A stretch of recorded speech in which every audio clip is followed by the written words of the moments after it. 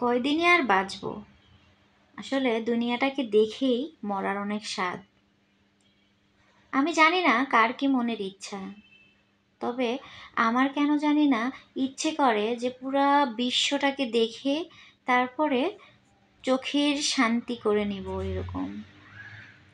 এই স্বপ্নগুলো আমি কিন্তু দেখি আমার জামাইয়ের চোখে। হ্যাঁ, আমার সাহেব ঘুরতে অনেক পছন্দ করে। সে বিভিন্ন দেশে ঘুরে, বিভিন্ন জায়গায় ঘুরে, তার অনেক ভালো লাগে। সে আমাকে সবসময় ব্লেম দেয় যে, তো জানো তোমাকে বিয়ে করার পর থেকে আমার ট্যুর দেওয়া কমে গেছে। এবং সে সিরিয়াসলি এবং আফসোসের সাথে এটা আমাকে বলে। যদিও আমার শুনতে ভালোই লাগে যে আমার জামাই, আমার বর আমার জন্য কত তার মানে সব থেকে পছন্দের যে কাজটি সেটাই সে করছে না বা স্যাক্রিফাইস করছে। কারণ আমি তাকে যেতে বলি, সে ব্যবসায়িক পারপাস ছাড়া দেশের বাইরে খুব কম যায়। কারণ আগে সে প্রচুর যেত, ব্যবসায়িক পারপাসেও যেত, আবার হচ্ছে ব্যক্তিগত পারপাস যেত।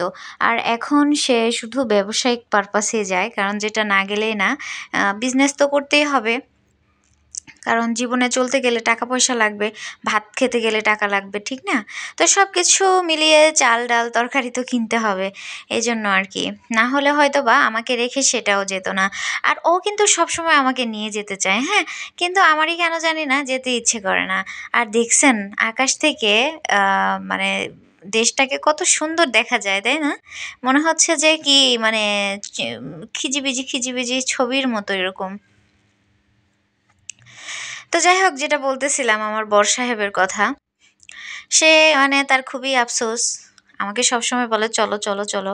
আমি বলি না না, শুধু শুধু মানি ওয়েস্ট করতে পারবো না, শুধু শুধু কেন যাব, এই সেই হ্যান ত্যান এটা সেটা।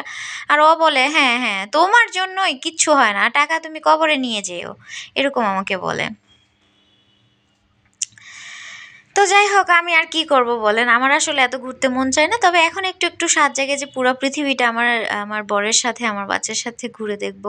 আমার বরের চোখে এই স্বপ্নগুলো আমি দেখি। আল্লাহ যাতে সব স্বপ্ন পূরণ করে, ইনশাল্লাহ। আর এটা কিন্তু হচ্ছে জার্মানির ফ্রাঙ্কফুর্ট এয়ারপোর্টের একটা মসজিদ, ওখানে ও নামাজ পড়েছিল। আর এটা পুরা জার্মানির একটা ক্লিপ। তো আমি ছোট আকারেই আপনাদের সাথে এগুলো শেয়ার করে দিলাম। আর আর কি বলবো বলেন, বলতে বলতে হাঁপিয়ে গেছি, বলতে বলতে সত্যিই অনেক হাঁপিয়ে গেছি।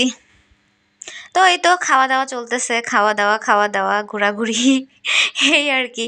আর কিছু বলতে ইচ্ছে করতেছে না। তো সবাই ভালো থাকেন, সুস্থ থাকেন, আর মাঝে মাঝে অবশ্যই ট্যুর দিবেন, আমি বলবো। তাহলে ভালো লাগবে আপনাদের, মনটা ফ্রেশ হবে আর কি, সতেজ হবে, মনটাকে প্রফুল্ল রাখে ভ্রমণ।